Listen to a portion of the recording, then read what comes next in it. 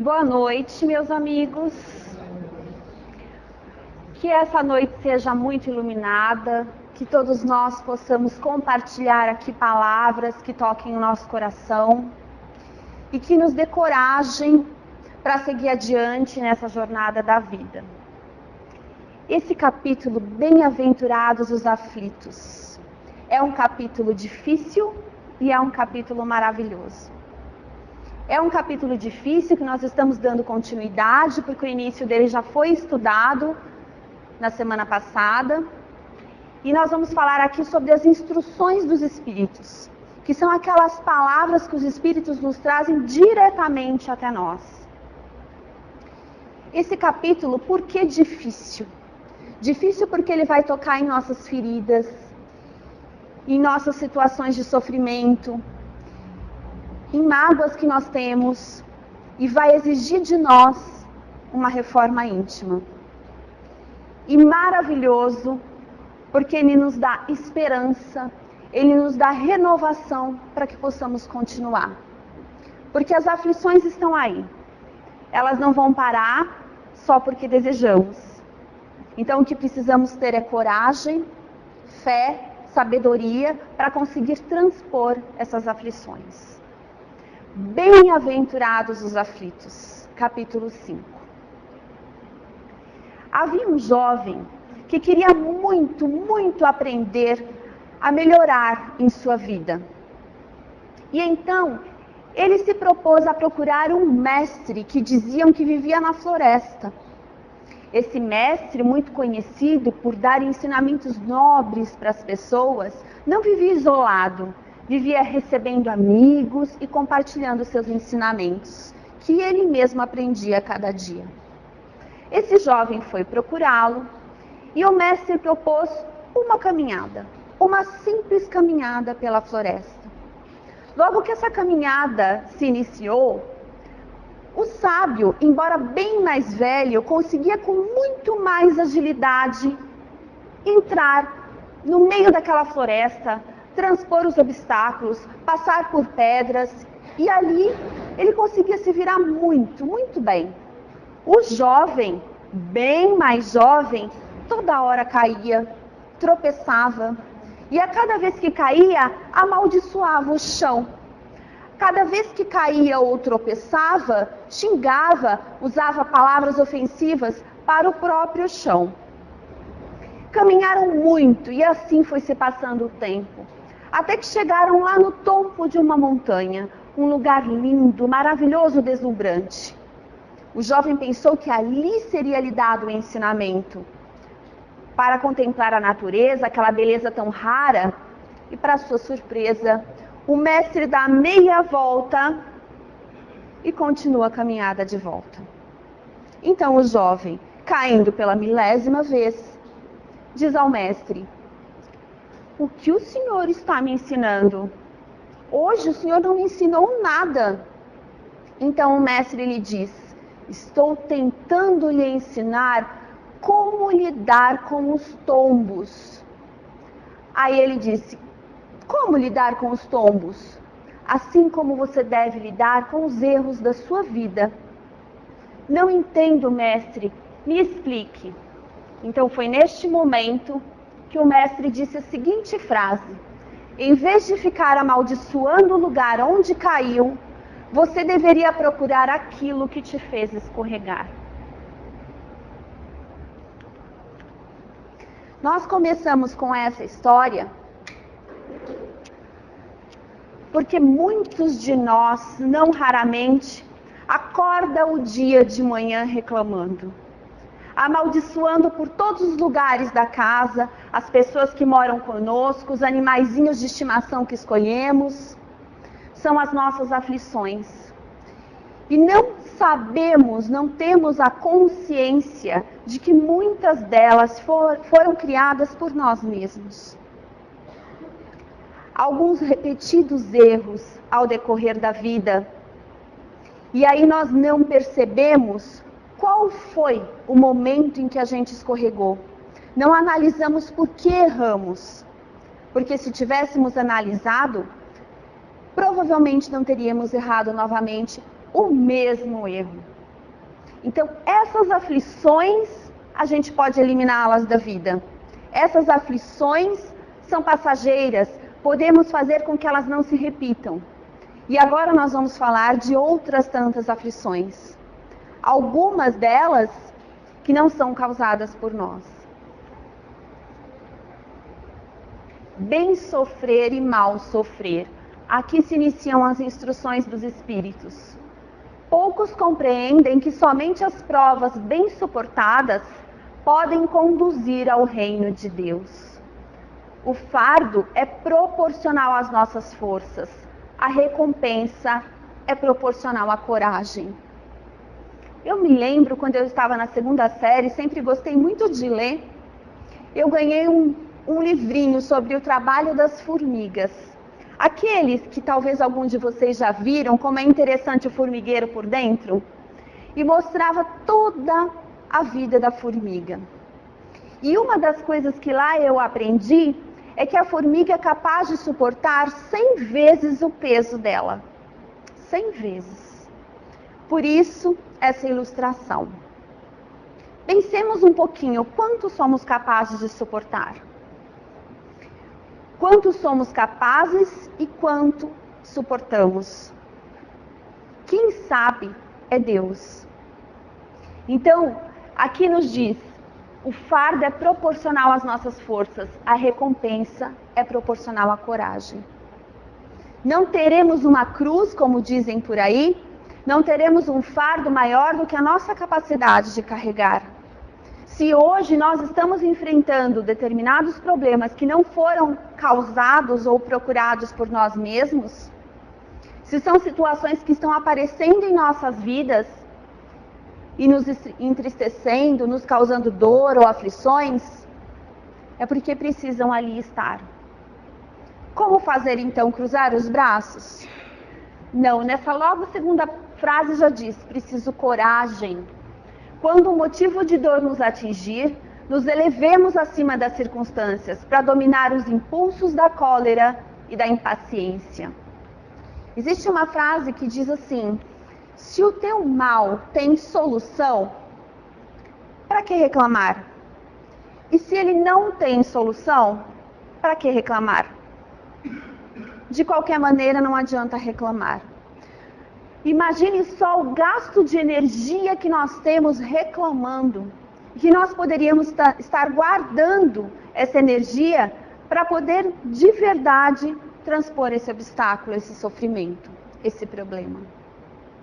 Para que gastar com algo que não vai adiantar? Então esse é o primeiro ensinamento que os Espíritos nos trazem, saber enfrentar o problema. O mal e o remédio. Vivemos em um planeta de provas e expiações, portanto, não será sempre um paraíso. Alguns aqui sentados já passaram pelo Evangelho segundo o Espiritismo, pelo Livro dos Espíritos, o Livro dos Médiuns, o Céu e o Inferno, a Gênese, que são as obras básicas do Espiritismo. Alguns de nós estão chegando agora. É a primeira vez que senta e ouve a respeito do capítulo 5, Bem-aventurados os aflitos. E o que será que quer dizer ali aquele termo? Planeta de provas e expiações. Nós espíritas sabemos que existem diversas moradas na casa do Pai. A casa do Pai é o universo. Existem vidas como seres humanos, não homens verdinhos com antenas, assim como nós, mas com a pele ou alguma modificação apropriada ao lugar em que vivem. Mas Deus não faria um planeta Sol, planeta Terra para vivermos e todo o universo vazio sem objetividade. Então existem sim outras moradas. E cada uma dessas moradas, ou um grupo de moradas, é para determinado tipo de espíritos, de acordo com o nosso grau de evolução. Nós estamos hoje num planeta de provas e expiações.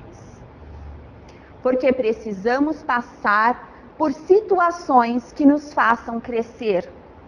Precisamos ainda da chuva para dar valor para o sol. Precisamos do frio para dar valor para o calor. Precisamos ter sede para dar valor para a água. Precisamos ter saudade para dar valor quando estamos juntos. Ainda não sabemos dar valor só para o bem. Nos acostumamos facilmente com o bem e esquecemos que falta nos faça ele não existir. Por isso ainda estamos num planeta de provas e expiações. Não para sempre.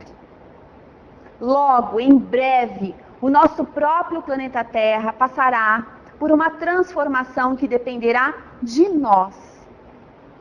Há indícios de que essa transformação já se iniciou para um planeta de regeneração onde predomina o bem. Então ali os espíritos nos dizem, vivemos em um planeta de provas e expiações, então não será sempre um paraíso. Escolhemos nossas provas enquanto espíritos errantes. Nos julgávamos preparados e fortes para suportá-las. Espíritos errantes. Essa expressão nos faz pensar que espíritos errantes são espíritos que erram. Mas não nesse sentido. A palavra errante aqui significa espíritos que perambulam, que estão no intervalo entre uma encarnação e outra.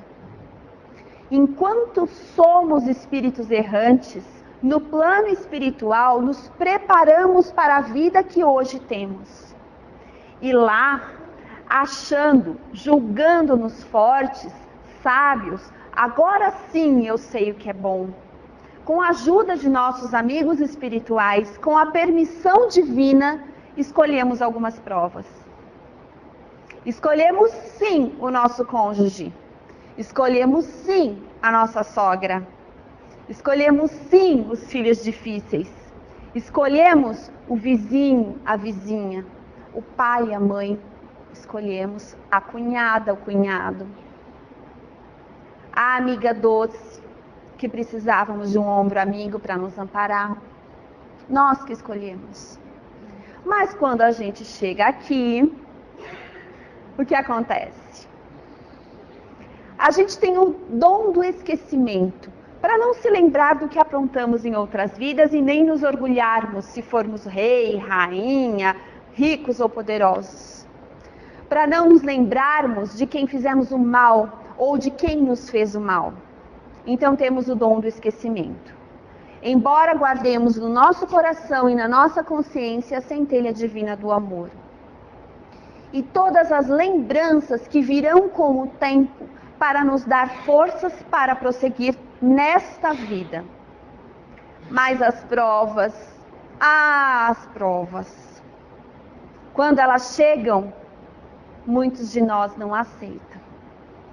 E olha só o que os espíritos dizem. A fé é o remédio certo para o sofrimento. A esperança na vida futura é a nossa consolação. Mas nós não estamos falando daquela fé cega, daquela fé que a gente precisa colocar o joelho no chão e seguir a não sei quantos quilômetros. Não precisa ser essa fé. É aquela fé que nós raciocinamos, nós compreendemos que o nosso destino é um só. O futuro de toda a humanidade é se transformar em espírito puro e de bom coração. Todos nós. Nos olharemos independente dos trajes, independente da posição social. Amaremos o nosso irmão, assim como hoje aprendemos, muitos de nós já a amar a um filho ou a uma filha. Será esse o amor por um irmão. É essa fé que eu estou falando, que nós precisamos ter. É a fé raciocinada.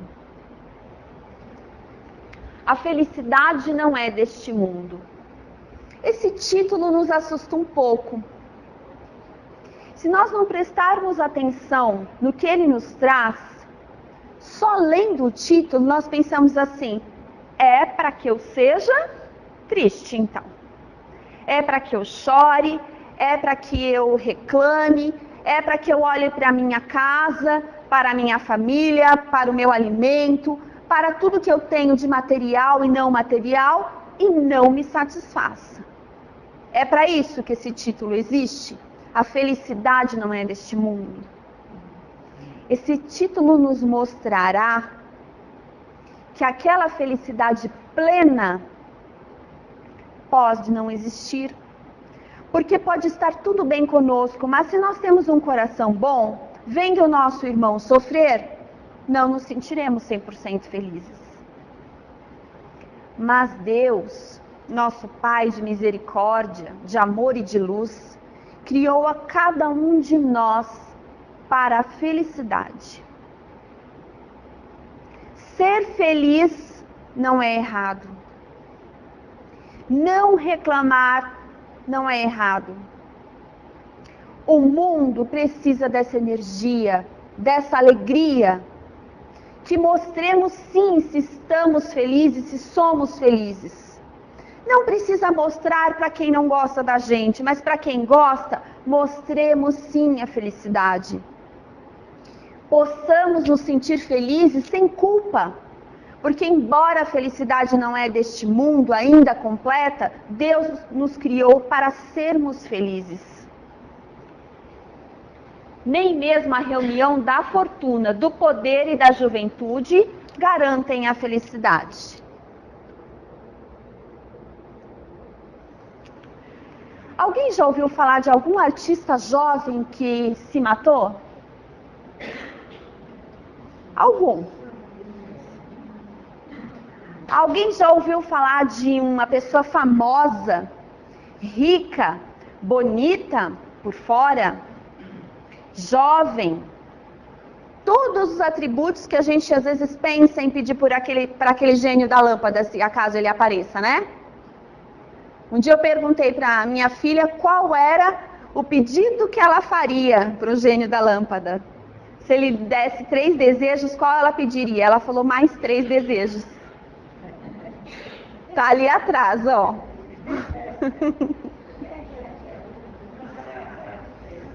Esses pedidos que a gente faria não nos garantirão a felicidade.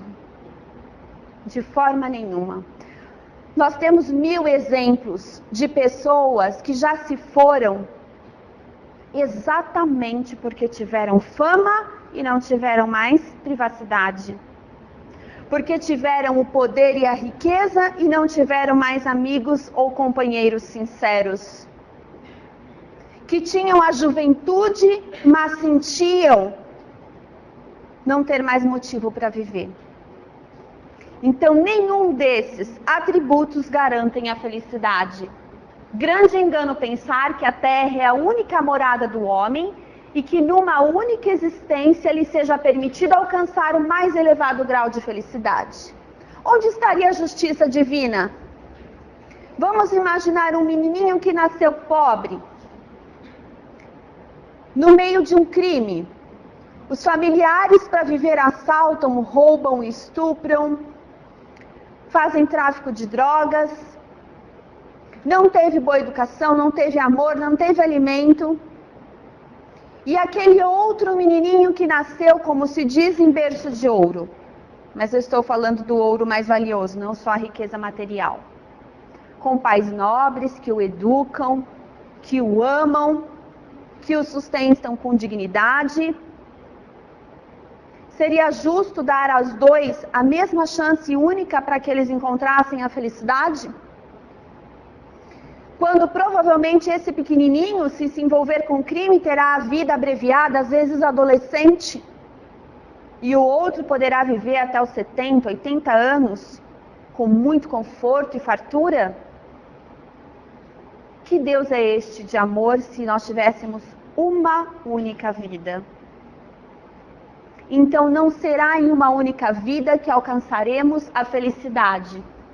Há planetas superiores que habitaremos conforme nosso aperfeiçoamento. A transformação da Terra nós deixaremos para futuras gerações. Quando nós éramos pequenininhos, nós ouvíamos as pessoas dizerem assim: você, criança, é o futuro do país. Que vergonha, né? Porque olha só, hoje o país está mudando. Tantas pessoas corruptas sendo presas. Mas veja bem, não foi culpa de cada um de nós e ao mesmo tempo foi de todos nós. Quando nós falamos para uma criança que ela é o futuro do país, a responsabilidade é muita nas costas dela. O futuro do país está nas decisões na educação que deixarmos nós adultos para nós mesmos e para as crianças. Outro dia estava estacionada na frente da escola, esperando minha filha chegar. Eles estão aprendendo tantas coisas lindas sobre reciclagem, falando sobre cuidar da natureza. Essas lições, essas tarefas vão para casa. Os pais que conversam e dialogam com os filhos sabem que eles estão falando sobre isso a todo tempo, em todas as matérias, durante diversos anos. E eu vejo uma pessoa estacionada na minha frente, quase em fila dupla. Tomou uma latinha de cerveja e jogou ali mesmo, na guia da calçada, na frente da escola. Então, o futuro está em nós mesmos. Quantos de nós adultos pensamos, porque ninguém está olhando, que fazemos essas coisas? Bituca de cigarro, chiclete, papelzinho de bala. Se a gente começar pelo pouco, pelo pequeno, nós já vamos estar preparando o futuro para eles, para que eles possam ter um planeta que pelo menos seja possível de viver. Então cabe a nós, não só as crianças, sozinhas, fazer o futuro. Perda de pessoas amadas e mortes prematuras. Esse assunto tão delicado, tão dolorido. Quantos de nós já passou por isso? Mortes prematuras de jovens, de pessoas que nós entendemos que não era hora ainda de partir. Pessoas amadas, que fica aquela solidão, aquele luto, aquela tristeza, parece que não passa nunca. Alguns dizem para nós, em um ano passa um ano, a dor não passou. E a gente fica pensando, foi só comigo que não passou? Vamos pensar um pouquinho, o que os Espíritos nos dizem a respeito deste assunto tão delicado. Deus não é justo, a gente diz, pois sacrifica o que está forte e com o futuro pela frente para conservar os que já viveram longos anos. Quem já ouviu essa frase? Às vezes nós temos um bebezinho doente em família e uma tataravó de 95 anos que só dá trabalho. E a gente pensa, por que Deus não levou a vovó, ao invés de levar o bebê que ainda tinha longos anos pela frente? O que sabemos nós do futuro? Que longos anos tinha ele pela frente? O que mais tinha a viver? O que nós julgamos de felicidade para aquela criança? Quando, provavelmente, Deus o poupou de tantos sofrimentos. Quando Deus, que leva para junto de si um filho ou uma criança, porque já cumpriu a missão aqui na Terra. E aquele mal, ou aquele mais velho, vivendo tantos longos anos, ainda precisa ficar mais um pouco. Muito difícil de compreender, porque a saudade aperta, lá no fundo do coração. A morte prematura é preferível, mesmo numa encarnação de 20 anos, do que esses desregramentos vergonhosos que desolam famílias, ferem o coração de uma mãe e branqueiam antes do tempo os cabelos dos pais. Deus sabe o que faz. Uma vez, conversando com uma mãe, eu já tinha ouvido essa frase de bocas de outras pessoas, mas eu nunca dei importância. Mas um dia, conversando com uma mãe, que já fazia algum tempo que seu filho tinha partido, um filho jovem, ela disse que ela achava que ninguém seria capaz de amar o filho como ela amava. A não ser uma pessoa. Ela falou pessoa. Deus. Então que ela sabia que o filho estava em boas mãos. Olha que sabedoria. Olha se isso não acalma o nosso coração e nos faz dar valor para as perdas que tivemos. Deus tão sábio, soberanamente sábio, Ele conhece o que poderia vir. Ele sabe que os sofrimentos que poderiam ser causados por aquele jovem ou por outras pessoas na vida daquele jovem seria muito maior do que os pais poderiam suportar, se comparado com a dor dessa despedida. Porque Deus sabe que a vida não acaba aqui. Deus sabe que o reencontro é certo. Que haverá outras tantas e tantas situações em que nos encontraremos, no plano espiritual e em outras vidas. Nós também deveríamos saber. Mas nessas horas de sofrimento, às vezes a gente esquece. A que esperança nos referimos quando nós dizemos, nossa, aquele jovem tinha tanto para viver, lamúrias às vezes num velório, tanta vida pela frente, o quê? Carreira? Fortuna? Visão estreita a nossa. Poderia ser uma vida carregada de amarguras. Morte não é separação eterna. As boas lembranças enebriam os filhos de contentamento. Deus nos abençoa e sentiremos a consolação que fará secar nossas lágrimas. Quando conseguimos transformar a dor em saudade, e para lembrar daquele que se foi, ao invés de pensarmos no momento da morte, pensarmos enquanto viveu conosco e nos foi um presente ali do nosso lado durante aquele tempo, nós conseguiremos mandar tudo isso, essas boas vibrações para aquele a quem tanto amamos. Sim, Ele sente. Então, se o nosso amor é grande, que possamos dá-lo desta maneira, tentar pensar assim, porque assim será melhor para quem ficou e para quem partiu.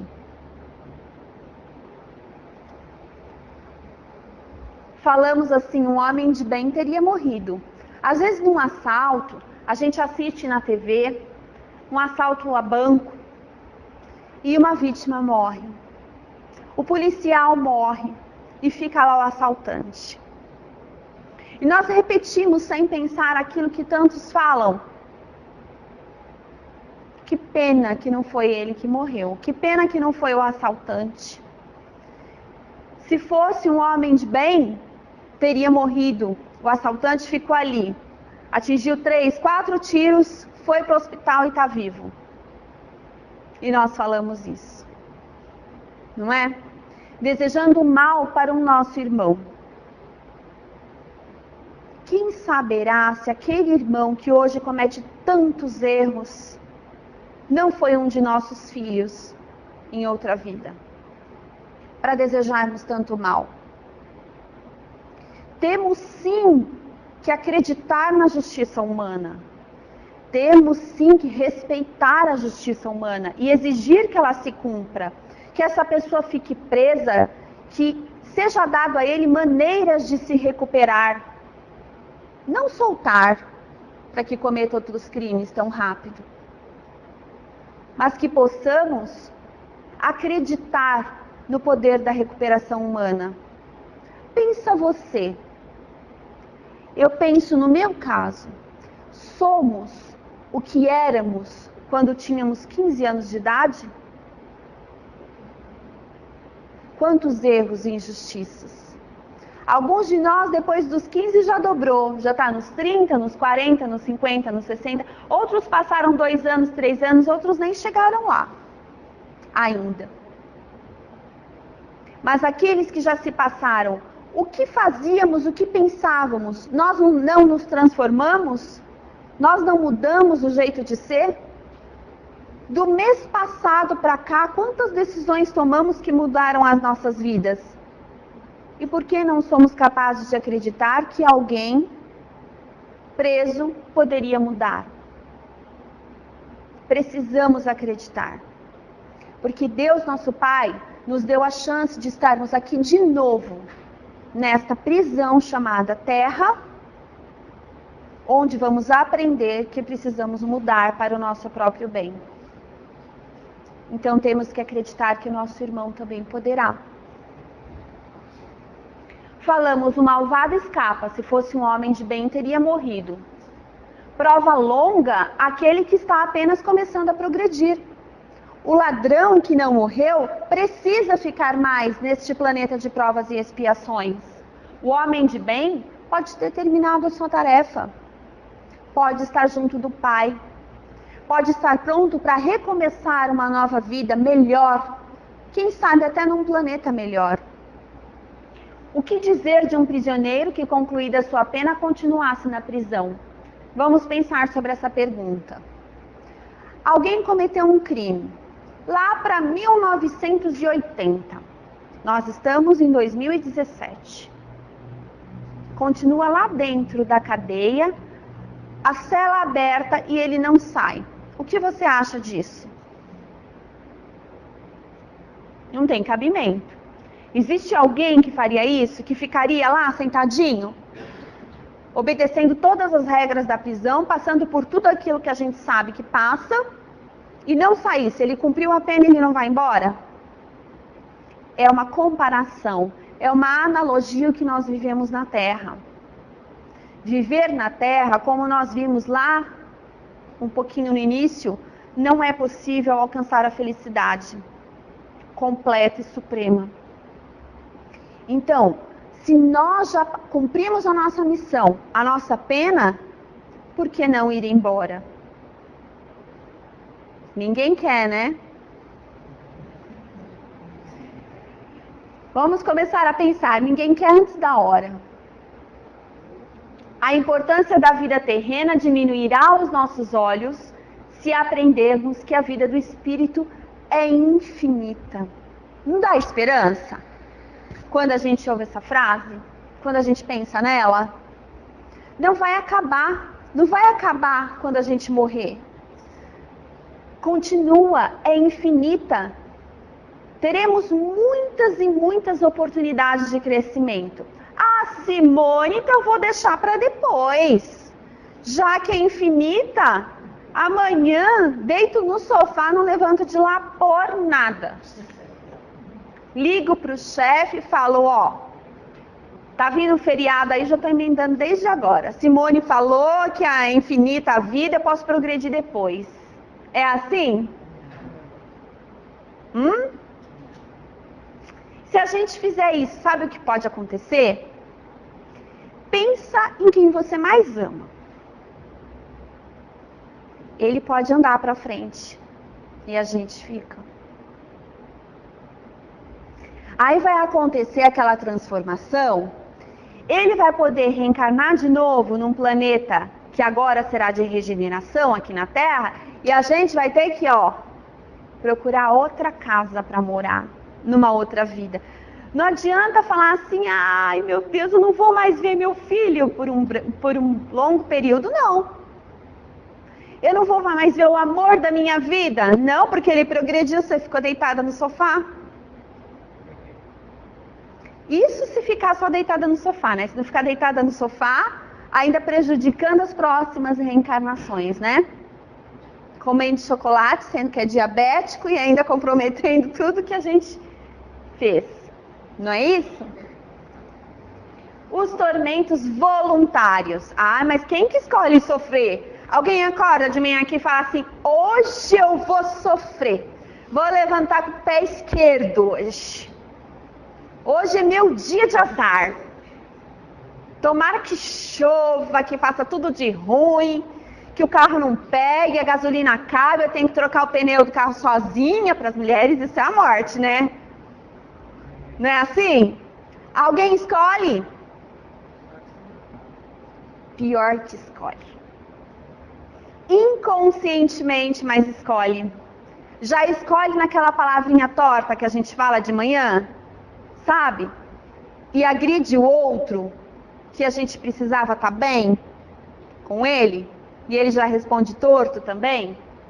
Aí a gente vai lá e puxa a cadeira do nosso amigo lá do trabalho, ri do outro.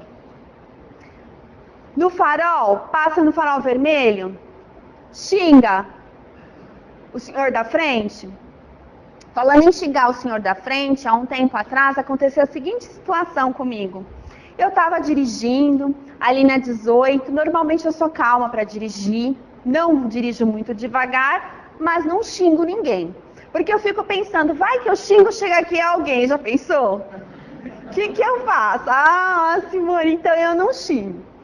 Aí, a minha filha do lado falou pra mim, nossa mãe, olha, se lerdo, por que você não xinga? Eu falei, eu não vou xingar, porque olha, tão velhinho, podia ser seu vô, né? Fiquei com dó. Aí a hora que ele encostou, eu passei, eu tô dirigindo ali na velocidade normal, que tem que dirigir, vem um outro velhinho atrás de mim, buzina, passa por mim e fala assim, Dona Maria, vai lavar roupa? Aí minha filha fala, podia ser seu vô. Falou. Mas tudo bem, porque eu estaria mal se eu tivesse xingado. Quem ficou mal? Se eu não sou a Dona Maria que vai lavar roupa, quem ficou mal nessa? Foi ele, não é? Eu tentei seguir adiante. Procuramos a felicidade nos gozos materiais, em tudo que pode nos agitar, em vez de buscá-la na paz do coração. Esses dias eu ouvi uma mensagem que dizia assim, você quer sapatos novos? Quanto tantos queriam andar. Você queria olhos azuis? Quanto tantos queriam apenas enxergar. Você queria uma mesa mais farta, um banquete? Quando tantos queriam pelo menos ter o alimento. Você queria uma casa melhor? Quanto tantos queriam ter pelo menos onde morar. E assim vai. Não é comodismo. Não é falar assim também, pronto, então eu já tenho, eu não passo frio, não passo fome, tenho que vestir, não trabalho mais, né? Porque eu já estou feliz com o que tenho. Não, não é isso. O trabalho é progredir, nos ilumina, nos faz crescer. Então que trabalhemos e tenhamos sim mais conforto. Façamos sim mais viagens. Vamos viver sim melhores momentos com a família. Mas sem esquecer que aquilo que realmente tem valor não custa. Aquilo que realmente importa custa pouco às vezes. É o preço de um pastel. O preço de um sorvete. Talvez seja o preço da felicidade. Momentos singelos, o vento no rosto, o sentar e ouvir o filho. Porque sabe, aquele momento, acho que muitos aqui são pais ou mães, mas aqueles que não são, que possam aplicar com crianças ao seu redor ou que vierem no futuro. Sabe aquele momento que o filho pega o carrinho, um dos milhões, né? E vai na sua perna, você está querendo assistir o jornal, a novela, e ele e faz da sua perna uma estrada. Ou a sua filha vem mostrar pela milésima vez a roupinha da Barbie, o cabelo que ela penteou. Sabe aquele momento que a gente não sabia que chamava felicidade? Passa. Eles crescem e colocam aqueles monte de fiozinho no ouvido. Vocês sabem do que eu estou falando? Você tem vontade de arrancar tudo e jogar fora? E não te ouvem mais. Para você conversar e manter um diálogo de 2 frases, você precisa ir lá e tirar do ouvidinho para eles te escutarem. Ou pôr regras. Estou dizendo isso porque quando a gente tem os nossos bebês que dão aquele trabalho em casa, a gente não sabe o quanto é feliz. Depois existem outros tipos de trabalhos. Os momentos passam, vivamos com eles. Quando eles vierem nos falar uma coisa, vamos ouvir. Isso serve para mim também, eu sei. Para o invejoso não há repouso. Eu sempre dou um exemplo aqui, talvez alguém já ouviu, mas é o que me toca falar. Eu não tenho inveja. Eu não, de nada.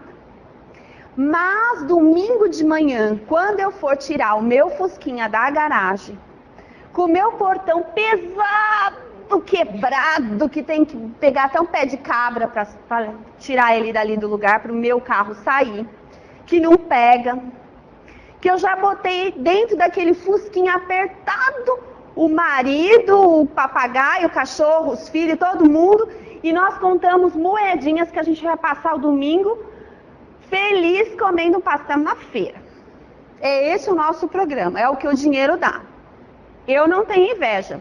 Mas aí, naquela hora que eu tô saindo, abre o portão automático, a BMW do vizinho. E ele tá com as malas no carro, porque ele vai embarcar para Disney. Mas eu não tenho inveja. Será que não? Quando a inveja bater, porque estamos num planeta de provas e expiações cheios de defeitos ainda. Façamos duas perguntas. A primeira, será que ele realmente é feliz? Será? Ou será que aquele pai é um pai ausente, aquela mãe é uma mãe ausente, os filhos não estão dando valor nenhum de ir para Disney, eles estão ainda amarrados, o pai não vai nem curtir, já foi 1000 vezes e não queria nem estar indo. Pode ser, não pode? Já diminuiu minha inveja. Agora, se a resposta for sim, será que ele realmente é feliz? Sim, ele é. Aí a segunda pergunta. Será que eu estou disposto a fazer tudo o que ele fez para conseguir ir para a Disney hoje, domingo? Porque se ele realmente é feliz, provavelmente o trabalho dele não caiu do céu. Se ele dá valor àquilo que tem, foi um trabalho árduo. Ele deve ter passado num concurso depois de muito estudo e muitos finais de semana estudando, ou ele deve ter feito faculdades, ou ele trabalha demais, ele é feliz, mas eu estou feliz assim. Com meu papagaio, com o pastel, com a feira, com o fusquinha e com o portão duro. Tudo bem. Não tenho preguiça de acordar segunda-feira de manhã, vou trabalhar, mas tá bom desse jeito. Não cabe na minha mente, eu não estou disposto a fazer tudo aquilo que aquela pessoa fez. Deixa ele então. Estou feliz aqui com o meu pastel. Olha, para mim funciona. Então vamos pensar, de repente funciona para mais alguém. Porque a gente tem mania de achar que a grama do vizinho é sempre mais verde, né? Quantos tormentos evita aquele que contenta-se com o que possui? Está sempre calmo, porque não inventa necessidades absurdas. Não é verdade? Tentamos passar isso para os nossos jovens, é muito importante. Por que precisa ter um tênis de R$1.000 se o de 100 dá para você andar? Né? Vamos tentar passar isso. Para que precisa ter o não sei que iPhone, não sei das quantas, se aquele outro faz ligação, dá para jogar, dá para assistir vídeo, tudo bem. Para mostrar para o outro que vai falar mal? Mas se você precisa, tudo bem. Agora, se não precisa, para mostrar para o outro, não. Que possamos treinar os nossos filhos a não serem consumistas. Certamente serão mais felizes. Porque não vão criar necessidades absurdas, vão se satisfazer com o que têm. A verdadeira desgraça. Para julgar o que é realmente feliz ou desgraçado, é necessário transportar-se para além desta vida e examinar suas consequências. O prazer material, a fama, a louca satisfação da vaidade, que asfixiam a consciência.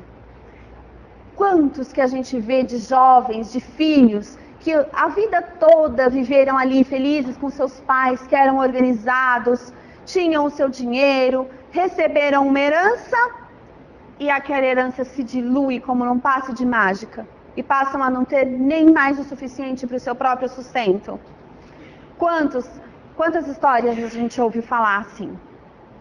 E às vezes a gente chama isso de desgraça. Nossa, olha, tá na rua da amargura, né? Aprendeu a trabalhar, aprendeu a se virar, vendeu o casarão, foi morar num apartamentozinho, agora você consegue falar com ele, porque antes era impossível, de tanta arrogância. Então vamos pensar, é errado ter dinheiro, é errado ser rico, como eu já falei aqui, Jamais. Através de um trabalho árduo, honesto, não é errado, porque a riqueza também é uma prova. É uma prova porque aprendemos a pensar não só em nós mesmos, mas nos outros. Aquela pessoa, por exemplo, que teve a prova da riqueza, que a gente acha que é fácil, mas não é. E hoje oferece emprego e trabalho digno para tantos pais e mães de família, que podem chegar à noite e dar um prato de comida para os seus filhos. Não é uma missão? A riqueza também? Então não é errado, mas que possamos entender que a luxúria, o exagero, a ganância, isso sim nos torna infelizes. Outras situações que denominamos desgraças cessam com a vida e têm compensação na vida futura. A melancolia. A tristeza que toma nosso coração é o nosso espírito que aspira à liberdade. Sabemos que há uma vida melhor fora deste mundo. Às vezes você está lá, sexta-feira à noite. Você escuta o vizinho colocando um som alto, as pessoas brincando na praça, no Facebook todo mundo feliz. E você está com um aperto no coração. Da onde que vem essa melancolia? Da onde que vem essa tristeza? Às vezes é aquela sabedoria que temos de que o melhor está por vir. É a vontade de se tornar livre. Mas não adiantemos esse momento, porque senão não encontraremos a felicidade. Temos a missão a ser cumprida, nos devotando à família e aos deveres que Deus nos confiou. Continuemos, por mais que pareça que a luta acabou, que não existe mais remédio, que não adianta mais tentar, os problemas passam, tudo passa. Enfrentemos os obstáculos, pois são de curta duração. Nossos amigos espirituais nos aguardam e nos conduzirão a um lugar onde não existem amarguras terrenas. Essa última frase, a mim, me toca muito. Porque eu fico imaginando que será duro deixar aqui quem eu amo, quando chegar o momento de partir. Mas o Evangelho nos diz, através das sábias palavras dos Espíritos enviados por Deus, que lá quando partimos para a Terra, deixamos amigos muito maiores ainda do que esses que temos aqui. Quando reencarnamos, a despedida não foi fácil. Talvez mais consciente, porque sabíamos que é por um breve momento. O que é a vida de 70, 80 anos perto da eternidade que o Espírito tem a dimensão? Mas não foi fácil. Teve saudade. Não ficamos abandonados. Alguns deles estão aqui conosco. Olha, nós aqui não vimos, não enxergamos e às vezes nem ouvimos. Mas estão conosco durante a vida. Então, isso conforta quando nós pensamos que um dia chegará o momento de partirmos. Será triste deixar aqui os amores que conquistamos, amores verdadeiros. Mas lá encontraremos amigos. E um dia todos nós juntos. Isso nos acalma. Provas voluntárias e verdadeiro silício. É permitido ao que se afoga tentar se salvar? Da mesma maneira, abrandar nossas provas. Sim, não é? Se nós estamos nos afogando e damos valor à vida, vamos deixar? Ou vamos lutar até que as forças acabem? Da mesma maneira, não podemos pensar assim, nossa, então se eu que escolhi lá do outro lado dessa prova, então eu vou viver uma amargurada aqui para passar bem. Não! Quando a gente fica doente, a gente vai aonde? No médico. Vai tomar remédio.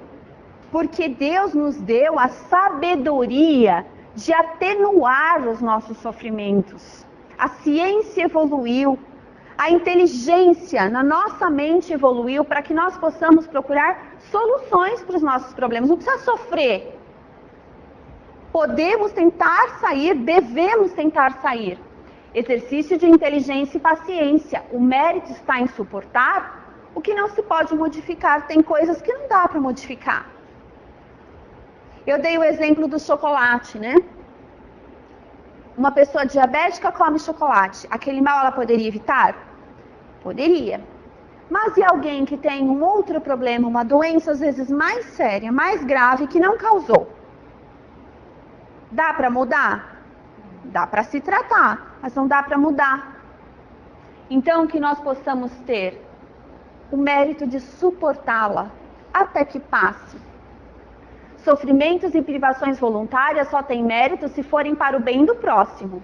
Então, ao invés de a gente ficar fazendo promessa, trocando com Deus alguma coisa, como se ele fosse aceitar, né? Opa, ó, vai chegar a tal época do ano, então eu não vou beber. Não bebe nunca, que vai fazer bem para você, né? E aí a gente fala assim, nossa, ela está dizendo isso, mas eu sou espírita, porque eu já ouvi dizer que espírita não proíbe nada. Realmente. A doutrina espírita nada proíbe. Se você quer fazer tatuagem, faça. Se você quer andar de saia curta, ande. Se você se sentir bem bebendo, beba. Mas tudo com moderação, porque cada coisa que você fizer exageradamente, você mesmo colherá as consequências. Então é questão de inteligência. Não é porque a doutrina não proíbe que eu vou fazer tudo que é errado, tudo que é ruim. E não coloco aqui a tatuagem nem a saia curta no meio, tá? Pode usar a saia curta, pode fazer tatuagem, isso não tem nada demais. O que importa é o nosso coração e as nossas atitudes, né? E que saibamos escolher onde usar a saia curta, não é? E fazer tudo com moderação para nós mesmos. É isso que importa. Sofrimentos e privações voluntárias. Se nós queremos que Deus enxergue que nós mudamos, então que passemos a dividir o pão, o agasalho, a usar o nosso tempo cuidando de um doente, dedicando a um trabalho voluntário, e não simplesmente subindo a escadaria, ferindo seus joelhos, que Deus lhe deu para cuidar deles. O corpo é instrumento do Espírito, não para que a gente estrague fazendo promessas. Ao contrário dos sacrifícios do corpo ou o isolamento. Viver isolado. Ah, não, olha, aqui tem mais nada para aprender. Quando eu estou aqui, eu estou exposto às tentações. Então, o que faço eu? Vou me isolar, vou viver lá no alto da montanha, não recebo visitas, mas estaremos, então, enganados ao quadrado. Por quê? As tentações estão, sim, aqui, mas nós precisamos exercitar, não cair nas tentações. E quem dirá que não temos nada a aprender com essas mesmas pessoas? Será que nos julgamos tão melhores que podemos viver isolados? Um erro nosso. Então, que possamos sim convidar a sogra no feriado, viu? Falo da sogra, mas a minha é boazinha. Tive sorte. Tive 2 sogras, uma do primeiro casamento, a do segundo, as 2 eu não tenho reclamação. Podemos ser um instrumento para consolar e abreviar as provas do próximo, levando esperança, paciência, conforme a lei da caridade. Que bom, né, se formos instrumentos assim. Em vez de ser aquela pessoa lamurienta, reclamona, chata, que quando alguém vem entrar faz... chegou. Que sejamos aquela pessoa que as pessoas sentam do nosso lado, sentem-se felizes pela nossa presença. Quando estão sofrendo, lembram de nós para ouvir uma palavra. Que honra que alguém te procura para conversar, desabafar. É sinal que algum dia você soube ouvir, né? Sem determinar o que é certo ou o que é errado.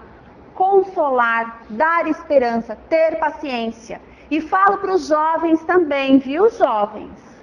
Aquele amigo que pergunta 10 vezes a mesma continha de equação do 2º grau para você.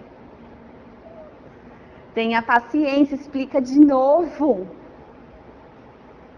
Né? Cada um tem um grau de dificuldade e em diversos assuntos diferentes. Jamais abrevie a vida de um homem que agoniza, pois há exemplos de que no momento do último suspiro o doente se reanima. Nossa, tadinho, está sofrendo mesmo, né? Desliga todos os aparelhos. E se no último momento ele se reanimasse? E se não se reanimasse, mas aquele último momento fosse necessário para que ele se arrependesse? Alguém já ouviu falar alguma história de um filho que brigou com o pai, um pai que brigou com o filho, aí no último momento, lá na UTI, o filho manda chamar o pai e pede perdão? Ou o pai manda chamar o filho? O que significa aquilo para a vida daqueles espíritos envolvidos? Então precisa esperar a natureza, precisa esperar o momento, não é abreviar o sofrimento. Além disso, para o espírito, suas reflexões durante as convulsões de agonia podem poupar tormentos, se houver um clarão de arrependimento que seja. Deus enxerga nossas intenções, inclusive se a gente pular no rio para se suicidar, fingindo que está se afogando. Não adianta. Enxerga. Intenção premeditada de procurar a morte, quando estamos desgostosos da vida, expondo-se de propósito ao perigo. Não adianta, Deus enxerga o coração. Diferentes dos nossos irmãos encarnados que enxergam o sorriso que a gente põe nos lábios, a roupa que a gente veste, o cabelo que a gente arruma, a maquiagem que a gente passa, e às vezes não são capazes de perceber as nossas intenções, né? Ou quantas vezes nós fomos enganados pela intenção alheia, acreditando numa pessoa e aquela pessoa estava usando dos recursos físicos somente para nos conquistar. Deus não cai nessa. Ele enxerga. Mas é diferente se você pular no rio para salvar alguém. Você não tinha intenção de abreviar a sua vida, mas aconteceu. Ou você se devotou, teve abnegação para salvar, para lutar pela pátria. E aí? Você não queria cometer suicídio, mas aconteceu. É diferente. Novamente eu repito, Deus enxerga o coração. E aí eu gostaria de contar uma história. Quando essa historinha era assim. Por quê? Que eu colocava a figura a seguir que vocês vão ver. Quando minha filha era pequenininha, a gente não tinha como deixá-la sozinha em casa, quando ela não queria nos acompanhar nas palestras, então ela via que eu preparava as palestras, ela sempre pedia, põe um desenho para mim, põe alguma coisa para mim, e eu sempre imaginava uma história no final que nos desse aquela calma, que acalentasse o nosso coração com lindas imagens. E por causa disso, vocês vão entender a próxima imagem qual será. Dizem que o domador do circo, quando ele tem um elefantinho, ele põe um elefantinho num cantinho do circo, com uma corda amarrada na pata, num imenso tronco, muito pesado. E por mais força que aquele elefantinho faça, ele não consegue se desvencilhar daquela madeira, daquele tronco tão pesado.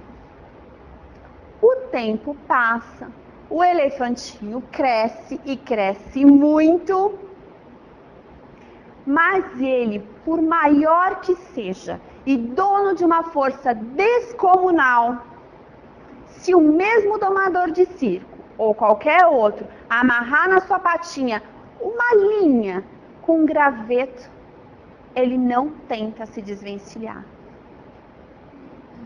Por quê? Porque ele tem lembranças de que ele já tentou muitas vezes e ele não conseguiu. Foi em vão. Agora eu pergunto para você, o que te prende? O que será que te faz sofrer as aflições? Será que não está agora amarrado no seu pé apenas uma cordinha que, se você mover um pouquinho, você resolve o seu problema? Pensa nisso. Às vezes basta um simples gesto de coragem para descobrir toda a nossa liberdade. Eu agradeço de coração a paciência de cada um de vocês por ouvir aqui as palavras. Eu espero que cada um de nós vá para casa hoje com um coração melhor do que quando chegou, que nós possamos nos encontrar mais vezes e que eu possa ser presenteada por estar aqui na frente aprendendo com vocês tudo isso que nós aprendemos hoje. Muito obrigada.